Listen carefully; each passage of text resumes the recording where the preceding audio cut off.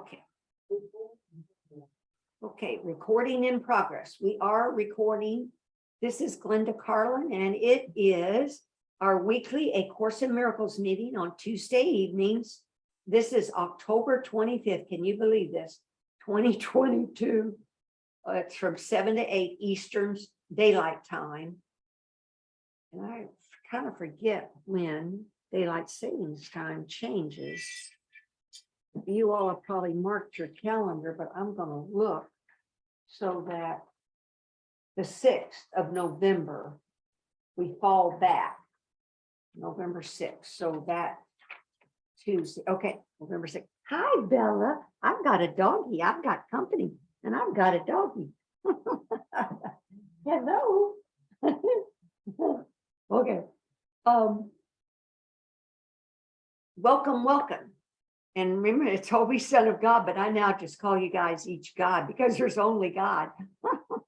But I'll do both. Holy Son of God.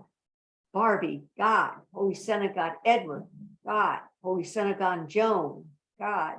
Holy Son of God. Gonzalo, God.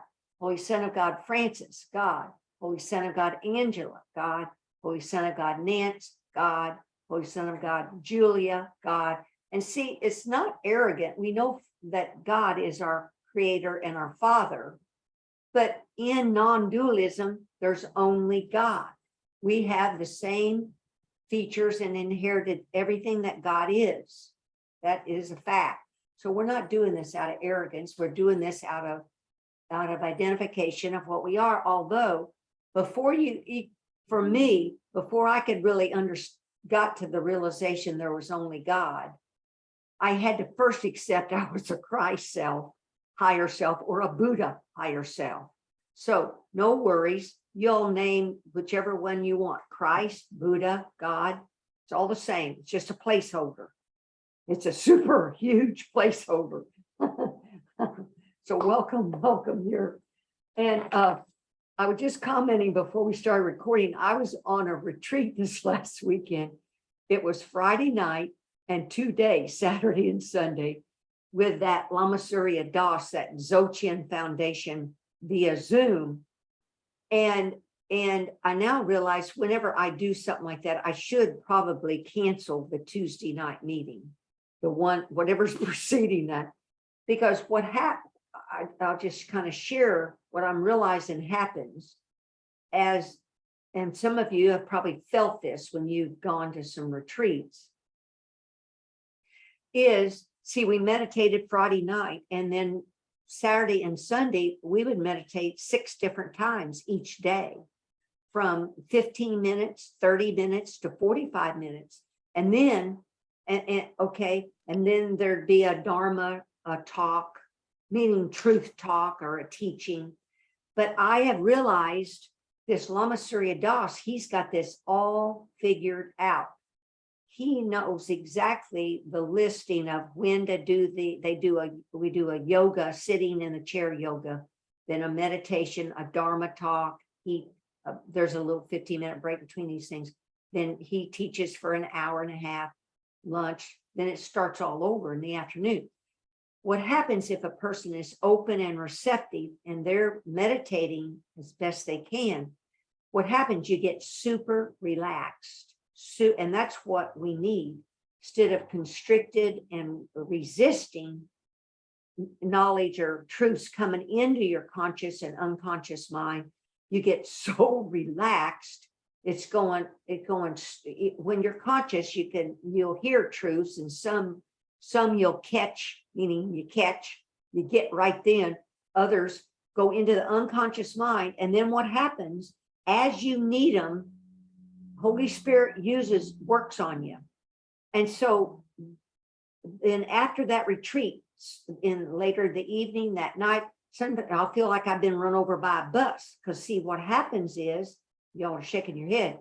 What happens is then this truth, and we chant and we pray and we meditate, and then there's the teachings from various people. Sunday, there were 2 lamas talking. I mean, it was high-powered stuff. Y'all have been in retreats like that. The thing is, what's happening is those truths are going into your conscious and unconscious mind, And it's like I see it kind of like taking your thoughts and just throwing them in the air.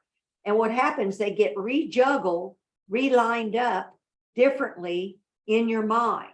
And then the ones that you don't get right then, they're still with you. You're not losing any of this information. It is wonderful. It's a way to get an in-depth transition that could save you some years of work by going to the correct teachers, the correct retreats. Well, anyway, I just want to share that. Yeah. Oh, and I think that Lama Surya Das is going to have a 5-day in-person retreat next March, I forget, 5th through 10th, something like that. But in person, if COVID doesn't happen again. Okay, so what happened that Friday when I meditate with the Dzogchen LA group, the person that led the group, his name is Pete Sachs. He plays a guitar and those other instruments from India and just has the most beautiful voice when he sings and chants. But Lama Surya Das had texted him that he wanted Pete to read a particular paragraph from this poem I'm going to read from. And it's from a book called Trust in Mind. And it's the subtitles, The Rebellion of Chinese Zen. But this particular poem, they do not know the author, but it's 1,300 years old. But the deal was, Lama Surya had him read this poem while we were meditating and chanting, and then later chanting and praying, as that was a prelude to this retreat. And that's where I learned about this poem. And so I bought the book.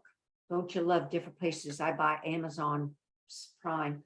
And on Amazon, you can designate a charitable organization and you buy via Amazon Smile account, and that spiritual organization or whoever you want to give that money to, if it's animal rights, whatever, peace, I don't know, they get a percentage of your purchases. But of course I do that Dzogchen Foundation. But anyway, I bought this book, and it's a translation. They had to translate this poem, and this is translated by a Richard B. Clark. But the poem is 4.5 pages long. But tonight I'll only be reading about I think if it's 2 pages that I word processed, because it's very dense in truths. And here's what I've also learned when I'm in these different teachings and different lamas. And just like the Course says in the introduction to A Course in Miracles in the workbook section, Jesus says, remember we talk about it, you don't have to understand anything, just do it. Same thing goes for this Dzogchen group. They tell you, just relax. So we're going to meditate here for just a few minutes, but all I want you to do is just stay in that relaxed state and just let whatever information come, just let the information wash through you. And I'm sure once in a while you'll get a truth, or I'll be commenting on something. You just let this wash through you, because it really is a non-dual poem, it's directing and pointing at non-dualism, how to look at non-dualism. And you all know dualism. I got to look over here. Leon is coming in. Dualism is subject object, because even like what we're doing here, our eyes, we're the subject, the Christ, the Buddha. Welcome, Leon, Holy Son of God, Leon, God, welcome, welcome. Hope you weren't waiting that long, Leon. I looked over there and there you were. I'll have to share my phone number so you can call me and say, Glenda, let me in. I apologize. It's in my email. My phone number's in the email. Any one of you, if something happens and I don't admit you, or you can't hear me and something's going on, can't unmute yourself, it's just call. Let's see, what I wanted to share is, dualism. Now, So subject, object, we got a mind. And with that mind, we think a thought. So we got a subject, and the thought can be the object. Or like if we look out, like now I'm looking at behind Nance's a clock. I'm the subject, there's an object, dualism, two-ness, subject object. Well, I didn't really get this until recently, even though the whole course is based on it's a love or a call for love. Because Jesus is trying to get us out of our small egoic mind to be loving to our brothers and think of our brothers as Christ as Buddha. And I realize that's the same thing the Dalai Lama tries to do. He doesn't, on a bunch of these posts that Lama Surya Das reposts about the Dalai Lama, he's not on a soapbox preaching about Buddhism. He talks about loving kindness. Just be kind to your neighbors, people at the grocery store, the loving kindness. Because see, he's coming in the back door of the small egoic mind that all of us are usually can be coming from, asking people think differently. And see, in this Buddhism group, they talk about paramitas, where they're talking about virtues, loving kindness, patience, skillful means. There's 10 of them. But see, in A Course of Miracles, Jesus is picking the same virtues of loving kindness, of patience, teaching you patience by the lessons, and patient with your brother, and trust and faith. He's teaching you, he's teaching us how to think differently, right? Because I've been coming from, I'm speaking for myself, a small ego self.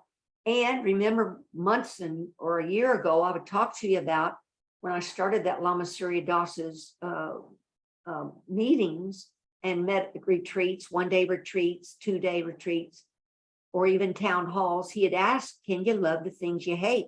Well, that went on 3 different times before. And then the 3rd time I realized, hold it. I'm a little irritated with this. I had to, and that's part of what I'm reflect back on my path here. I had to admit that I was hating things and then fake it while I make it and saying, I love you to these different things that I hated. But see, dualism is love and hate. Okay, it really is. That's two things. Love. Now, granted, unconditional, we want them to not evolve, but transition or aspire to or unveil. It's really already our innate Christ nature to be loving.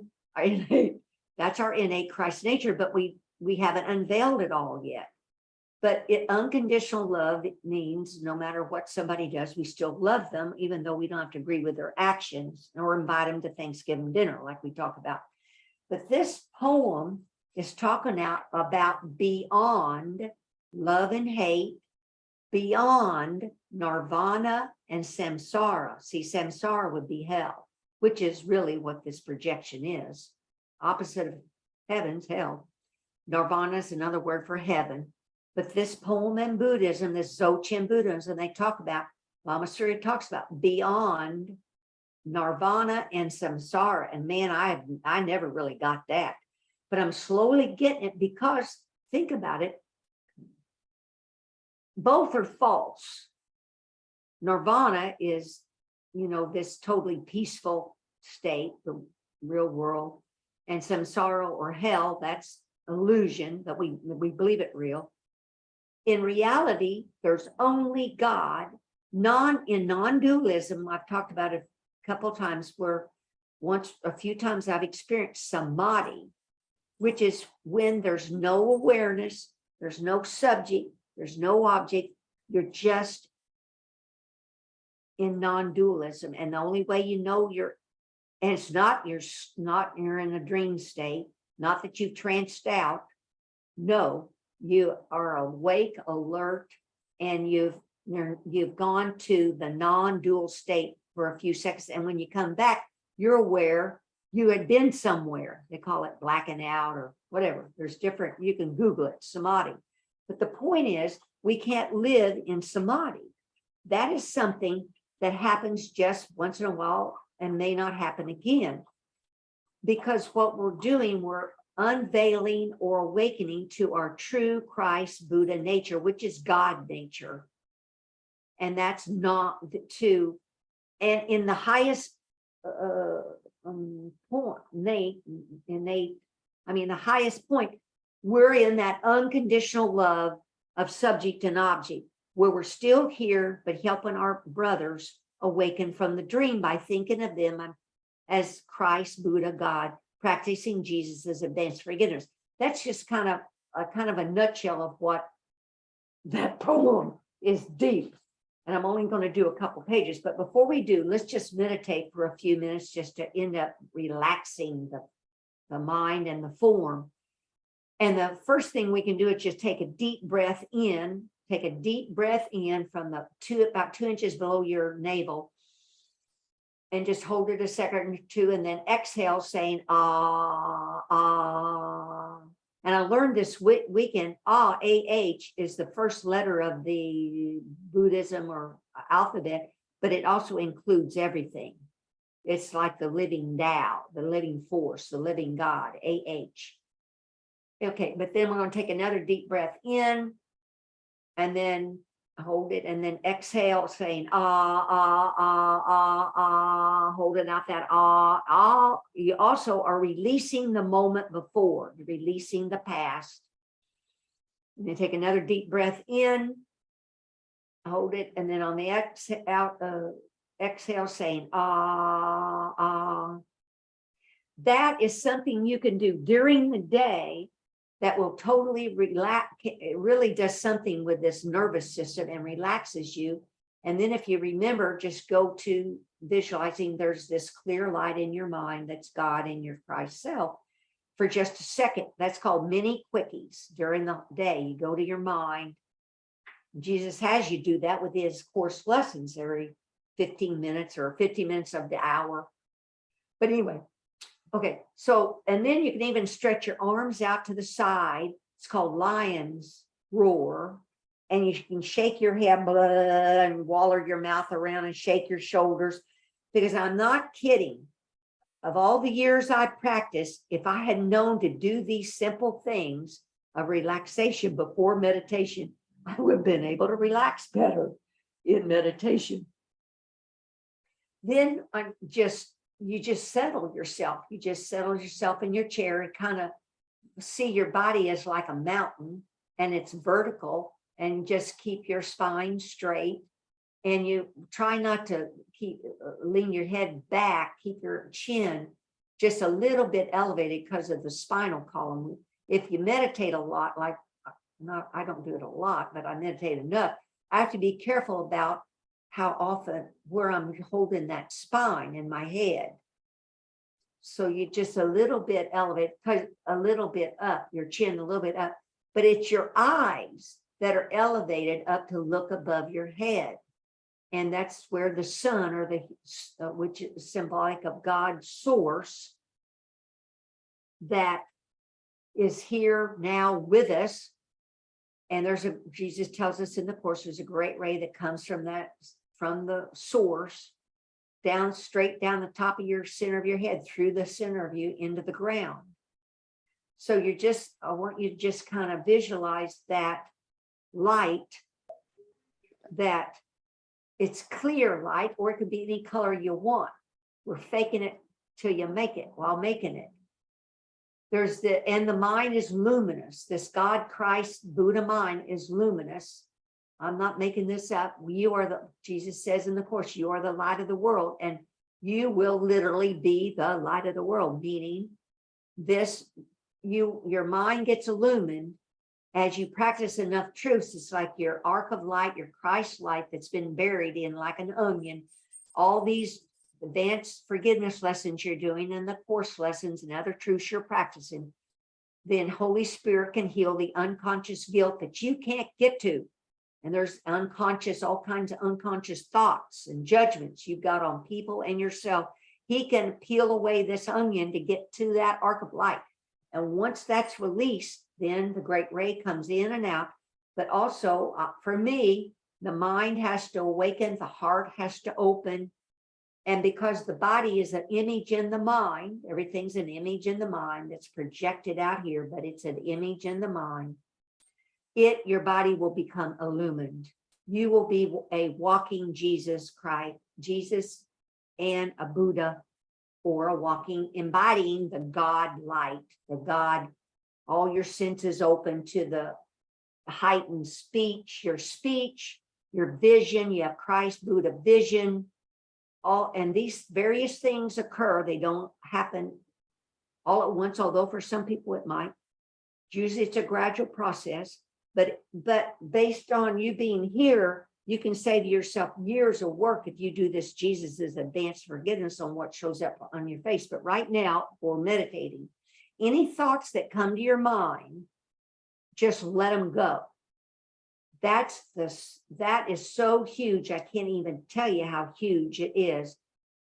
Because for years, before I found Dzogchen Buddhism and the Lama Surya-Das, I was trying to repress the thoughts. I was trying to silence the mind.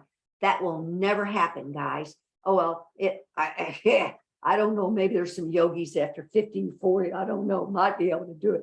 But this Dzogchen, the straighter way to do this stuff is because, like Jesus says, because the thoughts we think are images, we think we believe them, but they're just thoughts.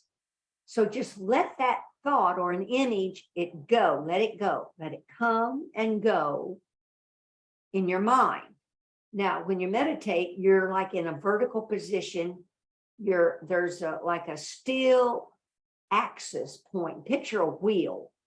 The center axis, there's a little steel center, and around that steel center, that's what the wheel turns on, the axis turns on. Well, in the very center, that is your Christ Buddha nature. It's a peaceful, quiet center. And it's also could be called a gap between thoughts, a sacred pause. As you meditate and you're aware your mind wanders, you might take a minute or two and you just or you'll kind of fell asleep. If you're kind of getting drowsy or falling asleep, you can take your eyes and flick them up and down, up and down, up and down, and then flick your eyes sideways. And that will can waken you up. If you're having too many thoughts, then take a breath out of your nose from or below your chin. Kind of breathe in from below your chin.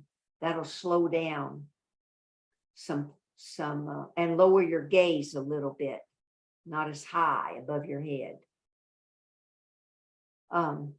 Anyway, because thoughts will never stop. They will never stop. If they do stop, I should go back to that yogi or those people. If they do stop, that is a repressed, in my opinion, but also I didn't just get this, these not Zen, but these Dzogchen high practitioners, Tibetan practitioners, that's repression, because these thoughts are going to come and go. And the freedom that you get is from letting them come and go instead of attaching to them, clinging onto a thought, or pushing a thought away. It's called attachment and aversion. So as you do this in meditation, then when you open your eyes and you're walking around in the world, you're learning to not be attached or become mindful and alert and aware when you're attached to a thought or an image or pushing or hating something while you're walking around. This overflows into your daytime life practice. That's why it's so wonderful to meditate. It really, without meditation, daily meditation, I would not be here. This has saved me. It's given me the ability to wake up in this lifetime and having the correct teacher. Like anyone that can find your correct teacher like that. And see, Lama, what's great about this Lama Surya Das is he has so many angles, he's so professional about the teaching that I'm a newbie at. I cannot express what he does, because see, he hits these truths of so many angles that when you're meditating, he could just help you meditate easier too. But anyway, consider getting a teacher or a guru or someone. It has to be the correct one. Do research on it and all that too, because they can strategically point you on things to think about and look and think of, and maybe something you need to consider. Very polite, but they can also transmit light to you.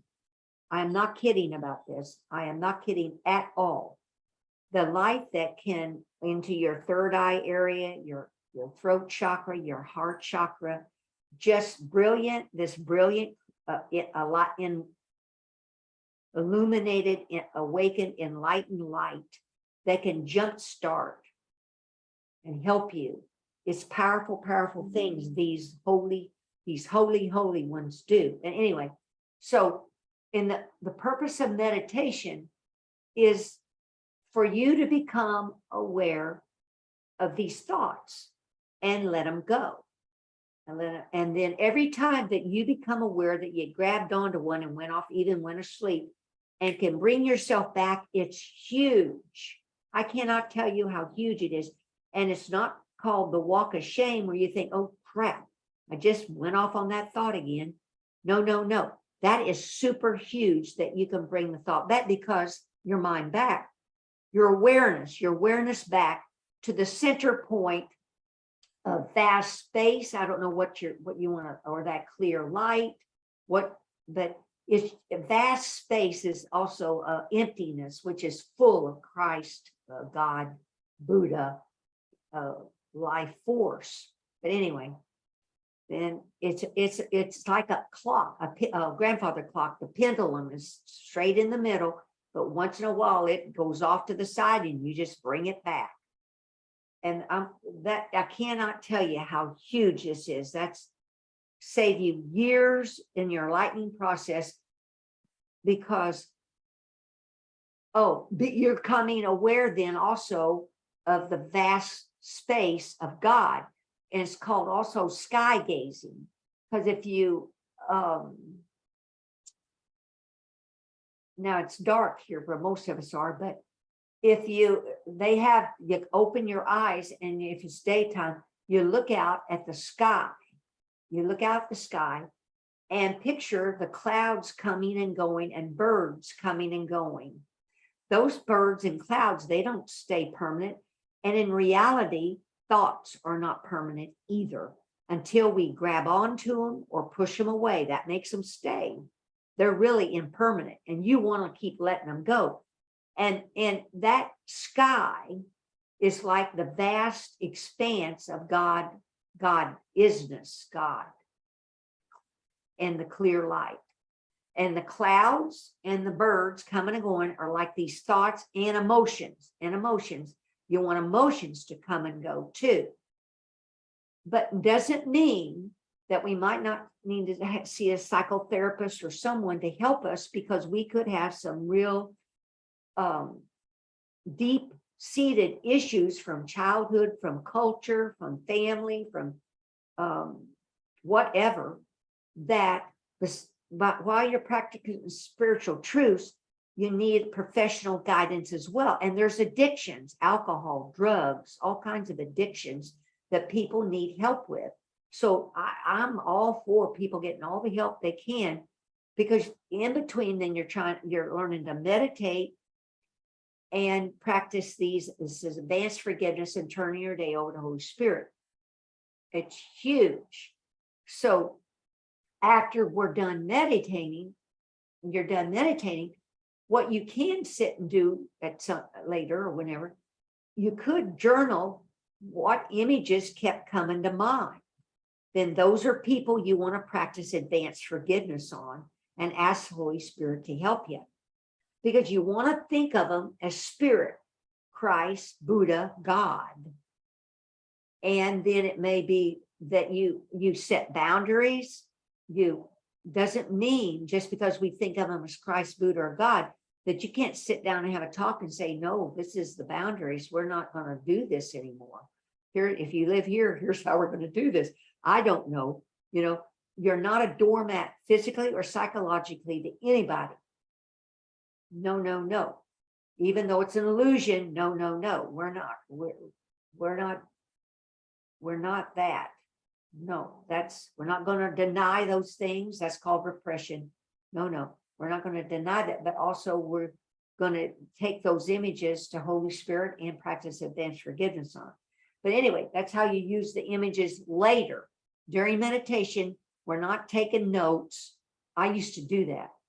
I'd get my to-do list. I'd say, nope, we don't take notes. What you're aware of and alert to is how the mind, what your mind's doing.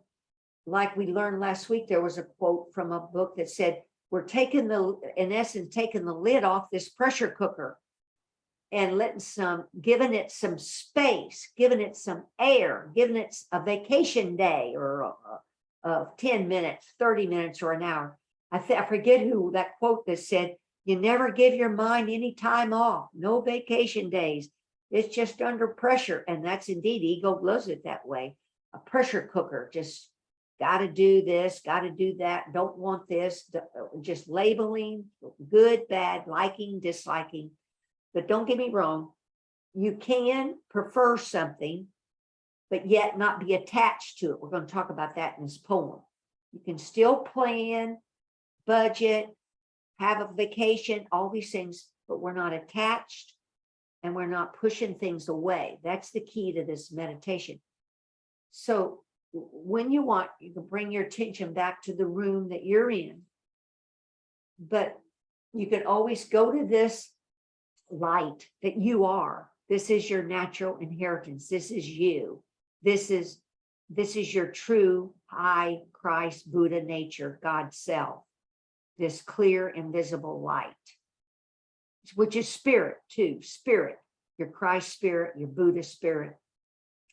Thank you, thank you, thank you for coming out tonight, and welcome Joanne, Holy Son of God, Joanne God. Welcome Holy Son of God, Leon God. Debbie, Holy Son of God, Debbie God. Teresa, welcome Holy Son of God, Teresa God. Thank you for coming out tonight, each and every one of you. It's so beautiful to share together. And like in my email is my phone number and my email address. I am not kidding. I can be called day or night. I'm here to help you, support you. Be emailed. We're here to help. There's just, you're not alone. Ego wants you to think you are. You are never alone. Oh, before I forget, we want to dedicate the merit of that meditation we just had to all sentient beings to help them wake up from the dream of separation as well. And see, I forgot this part, but I'm going to try to find my talk. Was it last week about the atonement? Was that it? Yeah, the part where Jesus said, boy, this was powerful. That whole time, all the times I've read A Course in Miracles, you know how you read something and then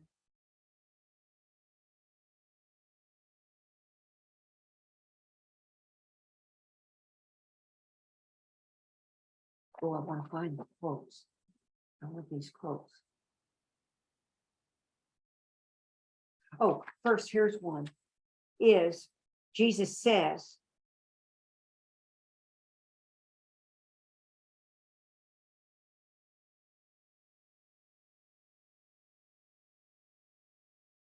we're making things difficult. Where did he say? I put that here. Oh, forget not that it has been your decision to make everything that is natural and easy for you impossible. Natural and easy. Now, see, that's what I've learned from these Dzogchen Buddhist people. This is all natural. This is your natural self is here right now. You don't have to go do anything other than uncover, unveil its essence. And that's what you're doing and why you're here. But he says it's your decision to make everything that's natural and easy for you impossible. I thought, wow, that's true. I was making it hard. I was making things impossible for me because I was trying to meditate to have no thoughts. No, oh, ego, love that, man. Because then what happens, then it's a fight. The thought shows, and I'm going, no, no, get out of here, ego, and it's just, it's a fight. No.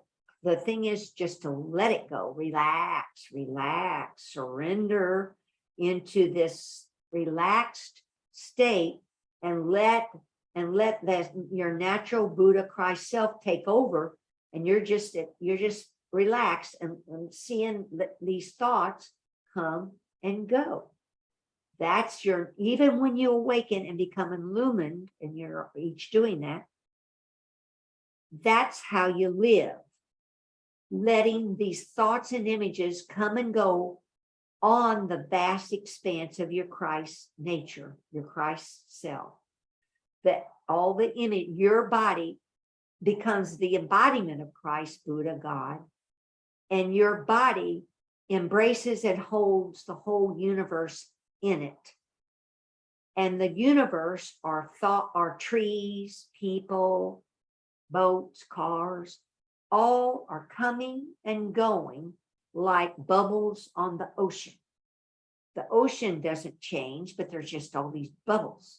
And that's what these thoughts are. They're made up images, but you let them come and go on your Christ, Buddha, God's vast expanse, your isness, your illumined isness.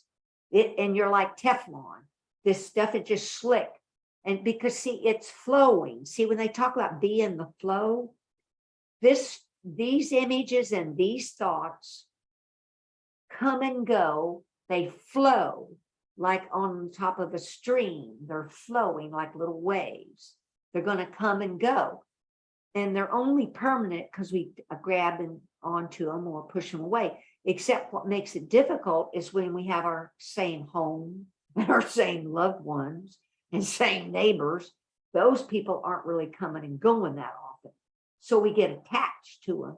That's why we practice Jesus' advanced forgiveness on them, saying to them silently, your spirit, whole pureness, and all is forgiven and released. Or saying 3 own words silently to them, all of it. Without them knowing it, you don't have to understand it or believe it, but boy, your unconscious mind understands it and believes it. Everything you think and say goes into your unconscious mind, and it believes it's true about you. That's a fact. So that's why we want to be watchful of what we're thinking, saying, and doing. And then can choose again to think with Holy Spirit and think again about a politician or whomever that I just said something hateful about or thought something hateful, whatever. Because ego, it's not me doing that. That is not you doing these thoughts. These judgments are not you. You are the Christ, Buddha, God, nature. But inadvertently, we've knee-jerked agreed with the thoughts so instantaneously, we think the thoughts are ours. They're not. And that's one thing in these, I'm going to be redoing these 10 things, meaning I'm sitting with these main things I've done to strengthen them and explain them better so that you could contemplate how you can use these in your life to help you wake up faster than having to figure out that maybe this might be a helpful item in your tool belt, right? But anyway, I wanted to find where it's about your brother. I'm going to mark it big when I find it. Here it is. Here it is. Chapter 14, section 5, paragraph 7. And this was about the circle of atonement. From everyone whom you accord release from guilt, that means all your brothers, from everyone, you will inevitably learn your innocence. The circle of atonement has no end, and you will find ever increasing confidence in your safe inclusion in the circle with everyone you bring within its safety and its perfect peace. Peace then be unto everyone who becomes a teacher of peace. Well, I want to go back here. That was enough of my sentence. This, from everyone whom you accord release from guilt, you will inevitably learn your innocence. Because see, everybody you're releasing, all that goes into your unconscious mind. And that truth that what you to give and receive are one in truth. As you give, Jesus says you get in like measure. So if you really, really intentionally want to help somebody and think of them as Jesus, Buddha, God, whoa, I can't even tell you how much that could come back to you. It's huge, huge, huge, huge. The circle of atonement has no end. You will find ever increasing confidence in your safe inclusion in the circle with everyone you bring within its safety. That was the part I wanted. Stand quietly within, here it is. Stand quietly within this circle. Oh, this make me cry. And attract all tortured minds to join with you in the safety of its peace and holiness. Abide with me within it, that's Jesus, as a teacher of atonement, not of guilt. See, when you do that, you take all these people, whether you know them or not, politicians, grocery store people, people at the gas pump, that you got sticky note in your dashboard to, or wherever when you go for get your gas and pull that sticky note off, and remind yourself to practice on people, whatever shows up in front of your face, and stand quietly within this circle and attract all tortured minds. Because see, that's what it is. People, we didn't realize that how tortured our minds were, did we, until we started practicing the course. Then you realize, wow, what thoughts I had, what suffering that I made my own suffering by thinking those thoughts. And how I think of my brother is how I think of myself. I mean, that is chapter 14, section 5, 7. Oh gosh, that is so beautiful. No, I can't believe it's 7:48 already. Oh Lord, we'll have to do the 10 things in my, I got to read some poem. Maybe we'll stay 10 minutes later. Sorry, guys. Okay, the name of the poem is called Trust in Mind, the poem. Now, the mind they're talking about is the big Christ Buddha mind, the big M mind, the spirit, the big S spirit, the big S self, the big higher self, the God self. Now, here's how it goes. The great way is not difficult for those who have no preferences. First thing I want to kind of explain now, I apologize for anybody if I'm getting this wrong. The great way to me is this way that the mind works and what's caused the universe, the projections. You're learning this great way, and the great way is subject and object. So we have thoughts, we're the Christ Buddha self. These thoughts are going on in the mind. Which thoughts are we going to attach or push away and judge these objects that show up? The great way is to realize that ego is automatically judging everything, labeling, sorting, separating, all of it is, and that these thoughts are projections, the great way, that are floating. They're floating on, I'm not kidding about this, on the vast expanse of God essence, of isness. They're floating, because they can't be part of God, because you can't defile God. That's why they're called projections. They're projected onto this screen, which is God, they're laying on top of this God mind, God expanse. If you leave them alone, they're going to come and go. They're floating all anyway. They come and they go. And Dzogchen Buddhism teaches us, if there's one, you have a feeling or an emotion or a thought that you're really anchored on, relax into it, dissolve into it, the thought, and you will find that that thought will go away. If you dissolve and relax into it, it will go all by itself. Now, it might come back again. You should practice that same thing, but then you practice advanced forgiveness, thinking of this spirit, Buddha, God, Christ. But the great way is how this works. If you leave this stuff alone, it's going to flow. It's flowing back and forth. It comes and it goes. That's like the thoughts in your mind when you meditate. That's why you want to meditate and do this practice. But anyway, while the stability is your awareness is seeing, you're aware of this vast expanse, which is like the blue sky. It's the clear light. It looks like emptiness and space. But if you, in your mind, when you meditate or just sit in your chair, if you could take your awareness to each side, front and back, up and bottom, and that becomes a vast 360-degree view. You can open up your Christ Buddha vision, your God vision, into this clear expanse that everything's projected on.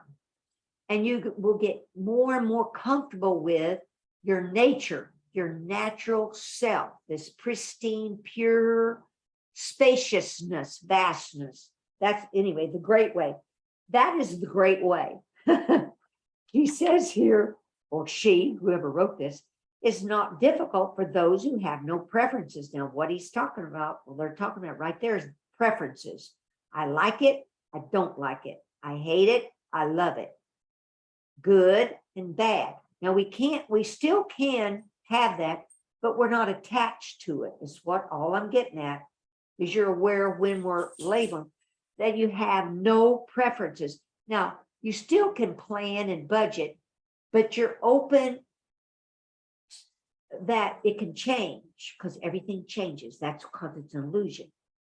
It's not so you're open, it could change. It might change, and then you adapt. You go with the flow.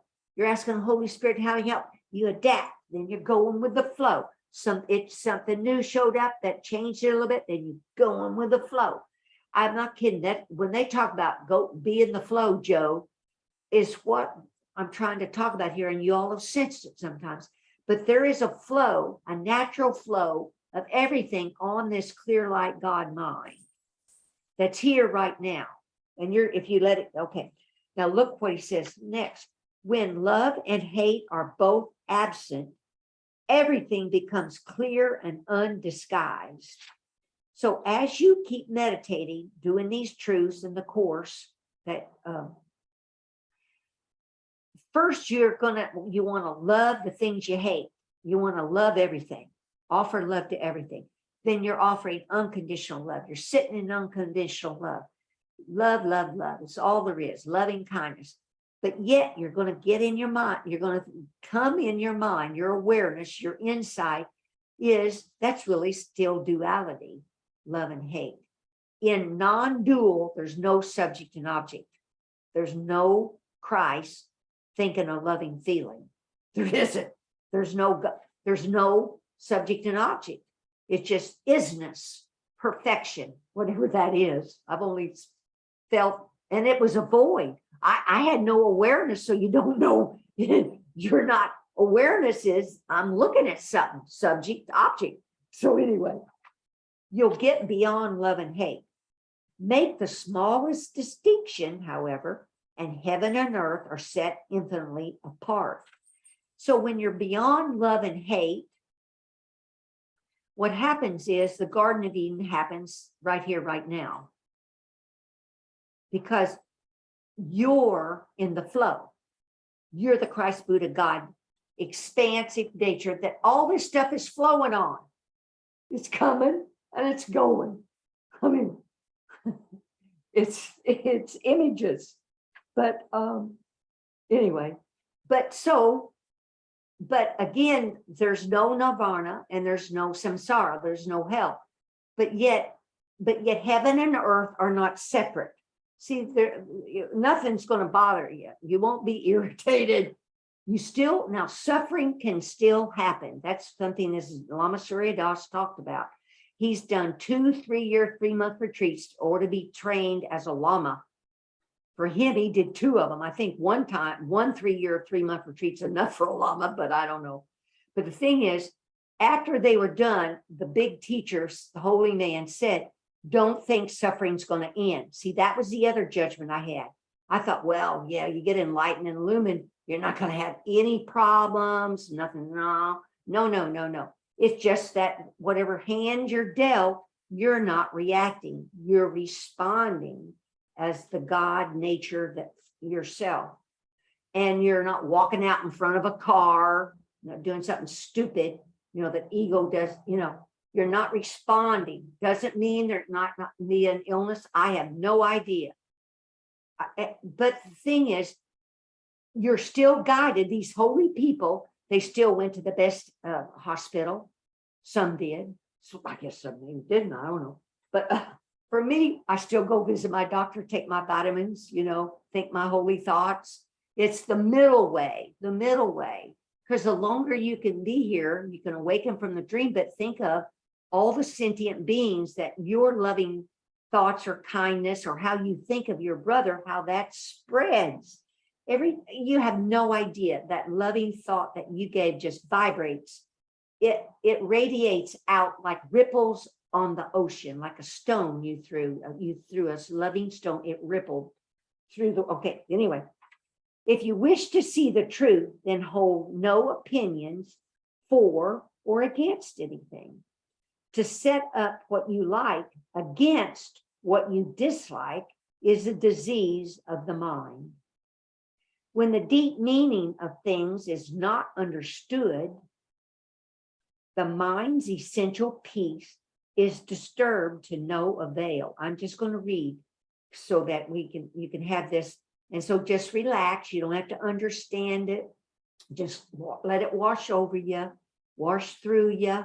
And I emailed this to you so you can read it and sit with it other time. I'll go back here. When the deep meaning of things is not understood, the mind's essential peace is disturbed to no avail. The way is perfect, like vast space, where nothing is lacking and nothing is in excess. Indeed, it is due to our choosing to accept or reject that we do not see the true nature of things. See, because everything's holy.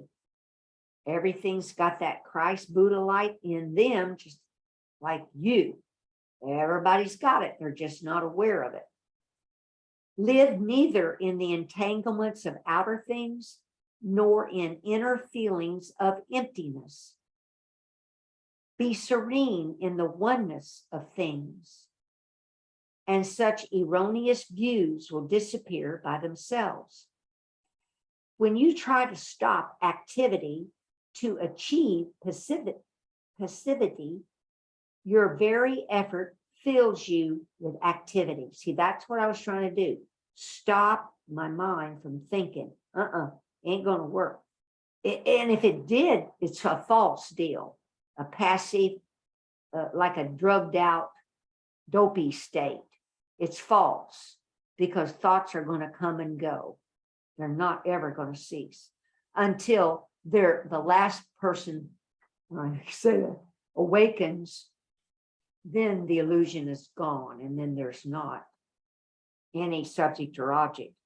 Your very effort fills you with activity, but that could be 1 billion years. So y'all just practice fast as you can when you try to wake up in this lifetime. As long as because you got a privileged state for us to be in a Zoom meeting like this, We are privileged with gratitude and thankfulness that we're able to get together like this. You got a safe home, you got food, water, all these things. Oh my, medical help. Oh my goodness, my goodness. Now, we won't talk karma, but y'all have worked. You've done your spiritual work, and you're continuing to do your spiritual work, but we are privileged, honored, humbled. I'm honored and humbled to be here, do this with you all. But okay, well, I'm sorry. Okay, be serene in the oneness of things, and such erroneous views will disappear by themselves. Be serene in the oneness of things. Because see, when you're thinking about your brother as just thinking of him as Jesus, Buddha, God. Ooh, for a split second, you're one, even though you don't recognize it. You're thinking of him as that spirit. Oh my, this is a cumulative effect. When you try, right. Okay, as long as you remain in one extreme or the other, you will never know oneness. See, that's what I keep the word. If you want to write attachment and aversion, it's you. It's the cause of all suffering. I either like something or dislike it. I hate it or I love it. It's good or it's bad. It is attachment or I'm pushing it away. I don't want it. I hate it. Those who do not live in the single way fail in both activity and passivity, assertion and denial. The single way is what you're wanting to develop, this thought of everything's God, God, God, God, God, God. When I walk, mailboxes, houses, street, everything's God. I don't make any distinction. Faking it while you make it. To deny the reality of things is to miss their reality. See, the reality is their Christ, Buddha nature, their God nature. To deny that, the reality thing is to miss their reality. To assert the emptiness of things is to miss their reality. Now, I need to clarify. In Dzogchen Buddhism, they'll talk about emptiness, but they're not talking about the emptiness that's void of, that have any fullness, wholeness, completeness. The emptiness they're speaking of is what that looks like this space that the air around us, this clear light. This looks empty, but it's not. It's full, whole, complete God, nature, vastness, holds everything. The more you talk and think about it, the further astray you wander from the truth. Stop talking and thinking, and there's nothing you will not be able to know. So that's why we meditate. Once in a while, you're just meditating, or Jesus even says in the Course about those first 15 lessons are like, wow, that there's nothing here. There's nothing here. The thoughts you think, because the thoughts you think appear as images, you don't see them as nothing. You think them, so you think you see them. That's called image making, Jesus says. That is not vision. But see, you're slowly learning to let these images come and go and recognize their unreality, because there's only spirit. You're looking beyond the body to the spirit that's there. That's what advanced forgiveness is. Jesus, if you have the 4-page document I composed from the Course, one of his paragraphs is look beyond the body, past the body. So if you look beyond my body to the spirit, this clear light, it's spirit, God, Christ, Buddha, spirit. Anyway, to return to the root is to find the meaning, but to pursue appearances is to miss the source. See, that's what we're just talking about. We're getting to the root of the matter, the cause of the matter, the thinking thoughts. Now, we don't give up planning our vacation, going to the grocery store, having a companion, loved ones, partners, enjoying life, drinking wine if you want to drink it, if you're not an alcoholic. I don't want to push people on none of that.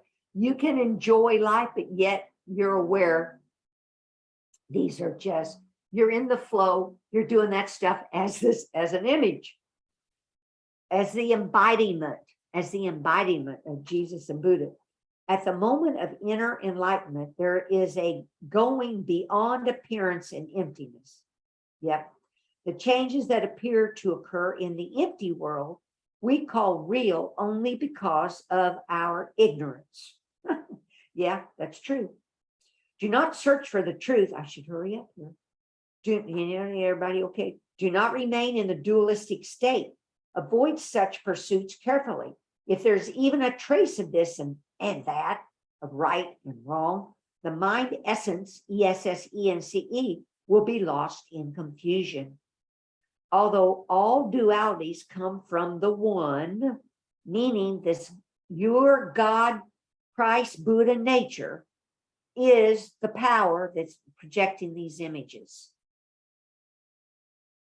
All dualities come from the one, your Christ, Buddha, God, powerful mind. Do not be attached even to this one. When the mind exists undisturbed in the way, nothing in the world can offend. And when a thing can no longer offend, it ceases to exist in the old way. When no discriminating thoughts arise, the old mind ceases to exist. When thought objects vanish, the thinking subject vanishes. As when the mind vanishes, objects vanish. Okay, things are objects because of the subject. It's got parentheses, mind.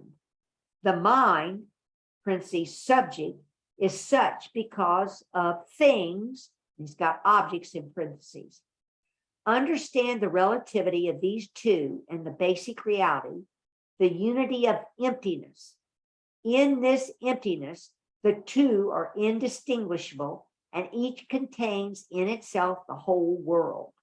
Yeah, see, Jesus is just teaching us about subject and object, two-ness. And that, can you believe a 13-year-old poem teaching Jesus's course in a slightly different way? That's why I talk about these parallel truths, hoping, because it helped, I know how it helps me. I'm hoping it might help y'all in some way. A sentence in it might be able to be a springboard to just jar, you catch it and just jar you to save you years of some work but whatever is perfect, because it goes into all, and that's the other thing.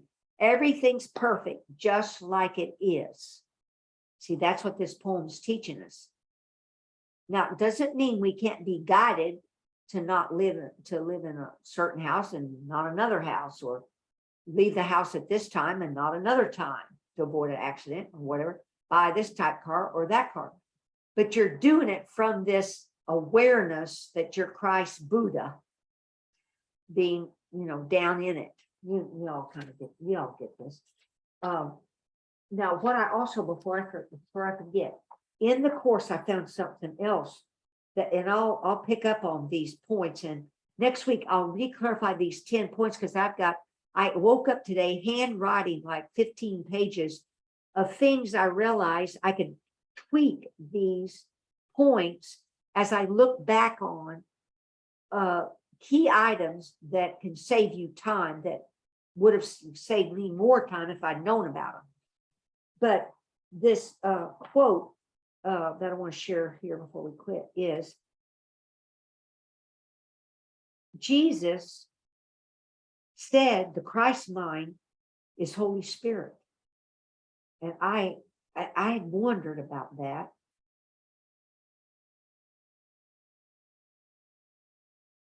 Oh, here we go. It is chapter 5, section 5. But because this was called Trust in Your Mind, and this poem was called Trust in Your Mind, I went looking in the course for trust in Him. This is in workbook 286. Today we will not doubt the end which God Himself has promised us. We trust in Him and in our big S self, who, capital W, still is one with capital H, him, meaning God. We trust in him, which is God. And then here is chapter 5, section 5. By trusting in our higher self. Oh, I'm saying that. I'm sorry. Because here's what Jesus says. The Holy Spirit. Oh, he just damn says this. The Holy Spirit is the Christ mind. That's chapter 5, section 5. Oh, man.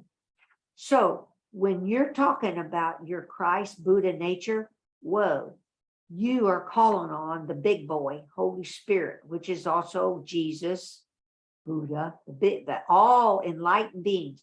When you call on any one of those, you can also, I even just say it. I call on and I'll think, I'll list them. Jesus, Buddha, Holy Spirit, enlightened beings, ascended masters.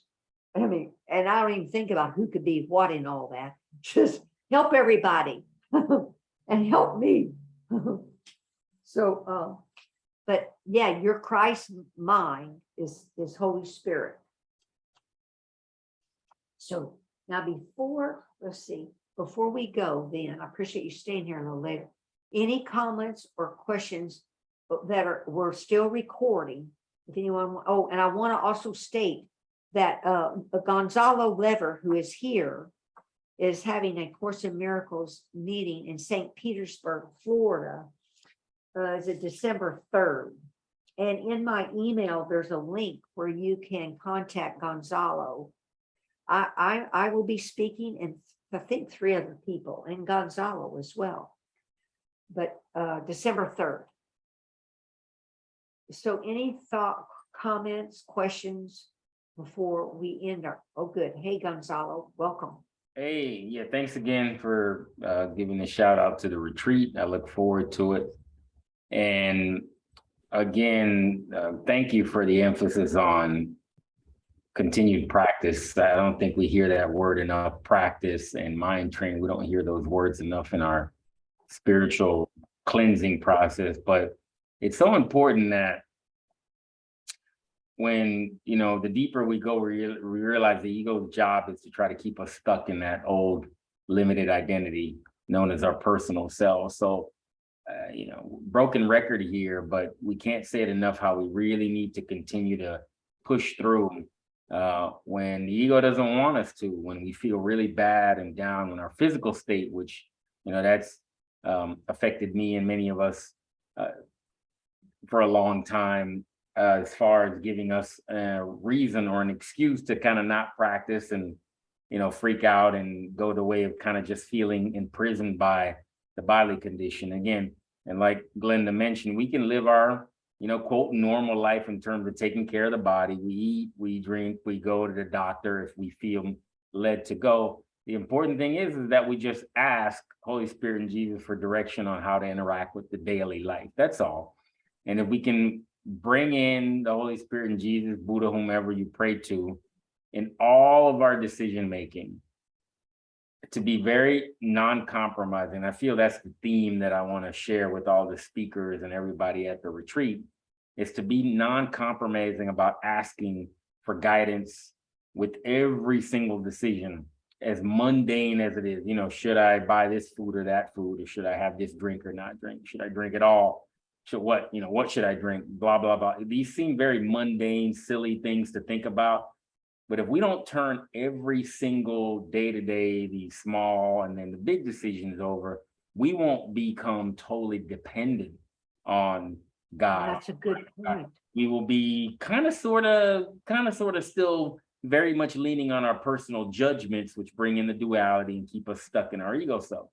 So I always offer that it's made a tremendous, tremendous difference to even the smallest decisions about this and that and food and bills, and just take a pause and train ourselves to ask Holy Spirit, Jesus, for guidance on what to do. And it's not all the time going to be clear. Sometimes in the beginning, we're not sure where the voice is coming from, and that's the mind training. But we just make the gesture to ask, and like Glenda says, fake it till you make it. I just call it practice, really. For me, it's just sincere practice, just a sincere effort to practice. And if we don't hear clarity, that's our answer. If we're not sure, that's our answer. If we're a little doubtful, being doubtful is our answer. And we just keep asking. So I think that moves us closer to being completely, fully dependent on God. And again, we're going to alienate some people because people want answers when they want answers, but the important thing is that we learn to be completely dependent on the light of God, the presence of God, and not, our personal selves or the world. Well, Gonzalo, that takes a big awareness Yeah. to remember to do that. So you're developing it by doing that. So that's a huge, I hadn't thought about, that's a key, that's wonderful. That's something for the toolbox. Yeah. To remember, because you're calling on the Holy Spirit then throughout the day. Right. It makes not a huge just difference. It makes a huge difference on bringing in the presence down here, so to speak, making it more real, making it more present, making that light that you speak of more alive, more vibratory in our experience. So I really encourage people, and it's scary at first because we want to do things on our own. The ego wants to handle and control things and control other people, details and little things. It's scary at first because we don't want to relinquish control as individual people, but therein again lies the pushing through the ego resistance where the ego doesn't want to. And it has made a tremendous difference in really making the things that you talk about more real, more alive in the experience. So I really wow, that's powerful. Yeah. Wow, Gonzalo, that's huge. Yeah, because then you're bringing it to the daily level, which is what I try to talk about, is applying this, what's in front of our face, and then you can like more apt think about practicing, how am I thinking about my brother? Wow, because you're thinking holier thoughts. Wow, thank you, Gonzalo. That was beautiful. Thank you. Any other thoughts or comments before I stop the recording tonight? Pick two people on the screen and practice advanced forgiveness on them. That's our work. That's our function. That's our way out.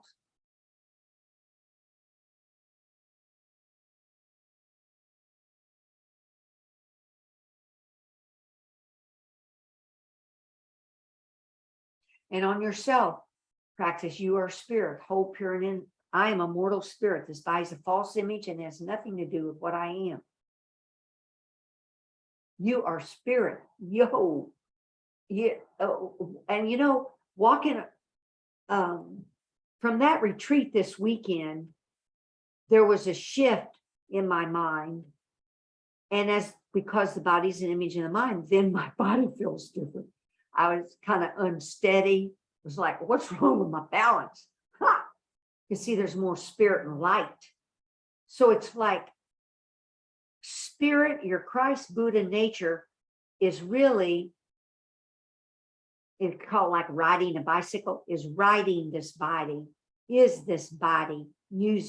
become an embodiment. It's using the body, your hands, your speech, your eyes, for helping your brothers in various ways that you're guided to do. And then you're more likely to practice applying it in your daily life. That's where the rubber hits the road. And you all are doing it, or you wouldn't be here. But anyway, you're right. You're learning to ride a little different bike, the bike of spirit. Your spirit. The mind is the activating agent of spirit. That's in clarification of terms. You are the Christ Buddha nature. And it's Temple of the Living God, St. Pete, Florida, December 3rd. Gonzalo is having, that's a Saturday, this one-day retreat. I think 9 to 3, 4, something like that.